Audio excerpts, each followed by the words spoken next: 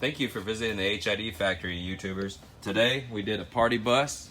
What we did is the owner of this party bus said, hey, I need to get this thing lit up. They got a lot of people that would like to get on this party bus and party pretty hard, so let's make it a party atmosphere. So check it out. We put the strobe lights in here, give the strobe effect. We put the RGB, color changing roof line up here. You look at the top, the back, the roof.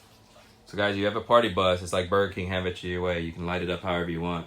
This client decided they wanted to light up the bars, have it flashing fast. So that's the way we set it up. Same with this one as well. Lit bar.